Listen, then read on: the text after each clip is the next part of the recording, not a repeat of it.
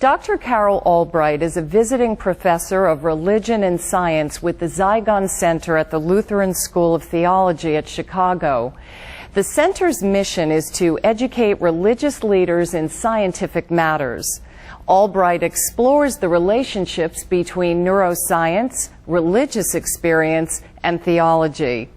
While some researchers do not believe in the concept of free will, but rather that our thoughts and behavior are driven by an aggregation of neurons, Albright sees another possibility based on research that shows that the brain generates new cells. Another thing that's been learned really in the last maybe 5 years is the degree to which our brains still do make new cells. We thought we couldn't get them. This is not true, especially in the area that makes new memories. Who we are is formed by what we choose to do. We can make a certain amount of choice as to what kind of person we become by the choices that we make, and then it's cumulative. To simply say that certain signals in a neuron trigger certain feelings is not compelling enough for Albright. She resists the conclusion that we are merely responding to signals generated in different parts of our brain. Rather, she is drawn to a much more holistic view. There are people who believe that the whole is greater than the sum of its parts.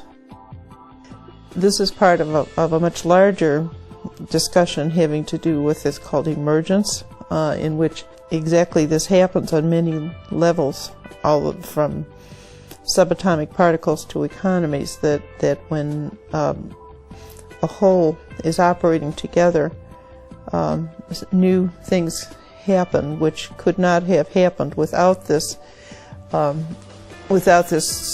integration of forces. And I see things much more from that point of view. I think that the person really is more than the sum of its parts. Vilayanur Ramachandran is a neurologist best known for his work in the fields of behavioral neurology and psychophysics, who has studied individuals with temporal lobe epilepsy. His research has garnered a lot of attention recently. Albright cites some of his intriguing findings. And only a small percent of those people say they have religious experiences when they're having an epileptic attack. And then if they have repeated epileptic attacks, they become very concerned with religious issues almost to the exclusion of everything else. The research results indicated that a certain part of the brain was involved in a particular type of spiritual experience. Some people have called this the God part of the brain. Part of the controversy around this approach is that some believe that if you were to remove that part of the brain, then the person would have no sense of God or spirituality left. Rausch Albright questions this assertion. Instead, she believes that religious sensibility is more complex. Well, I think in the first place, that kind of religious experience is not like most people's religious experience, and I think there's a good bit of naivete there in terms of what religious experience is for most people. The everyday religious experiences of ordinary people are of more interest to Dr. Albright than the extreme religious experiences associated with experienced meditation practitioners or temporal lobe epilepsy. I personally think that the meditative experience that's being studied is quite real, but many people find religious meaning in other ways, through feelings of love or feelings of awe, perceiving God's hand in things that happened, or in looking for their calling and what's required of them, or in trying to decide what is morally right. According to Albright, many parts of the brain are involved in what is in reality a wide variety of religious experiences. Daily experiences and our five senses can also provide people with an awareness of God, according to Albright. And these all require different parts of the brain. If somebody has this very sense of God's presence in the presence of, say, beauty, and some of these things are very unpredictable. It's virtually impossible to do brain imaging of these kinds of religious experiences. Albright also believes that our spiritual sense gives us a signal about what is right or wrong for us.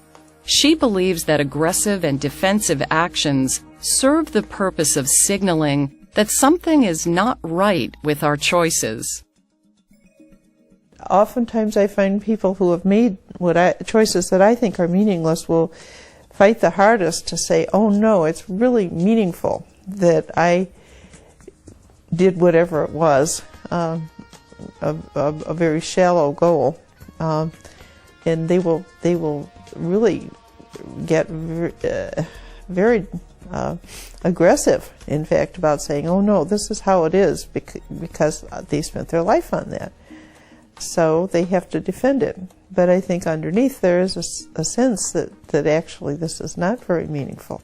Albright views a spiritual awareness as evidence of a reality beyond us. She sees everything that we experience as having a purpose, and to her, spirituality is no different. We have eyes so that we can see, and we have emotions for various kinds of reasons.